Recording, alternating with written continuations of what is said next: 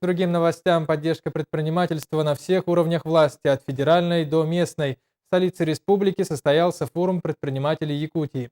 В рамках него состоялось подписание соглашения между Министерством России по развитию Дальнего Востока и руководством республики. Обо всем подробнее наш корреспондент Афанасий Николаев. 26 инвестиционных проектов малого и среднего бизнеса, круглые столы, деловые переговоры и образовательные треки. Каждый из участников форума получает что-то свое. Ищет инвестиции, клиентов или новых партнеров. О развитии бизнеса в Якутии говорили на пленарном заседании форума. В первую очередь речь шла о федеральной поддержке между правительством республики и Министерством по развитию Дальнего Востока России. Подписано соглашение в сфере малого и среднего бизнеса и внедрению и реализации модельных решений по развитию предпринимательства. Мы создаем рабочую группу, которая будет состоять из представителей федеральных органов власти, представителей Республики Саха-Якутия, представителей бизнес-объединений, которые будут не только республиканские, но и федеральные, и представители местных бизнес-объединений, предпринимательских сообществ. Первое. Второе.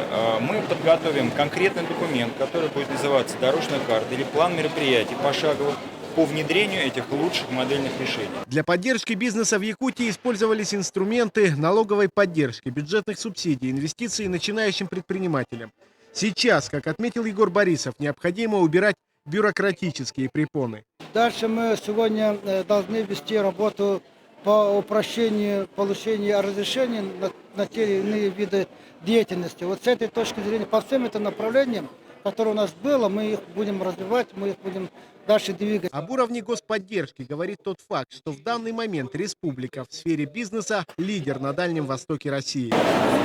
Мы будем работать совместно, продолжим эту практику. Я повторюсь, что среди регионов Дальневосточного федерального округа республика является очевидным лидером.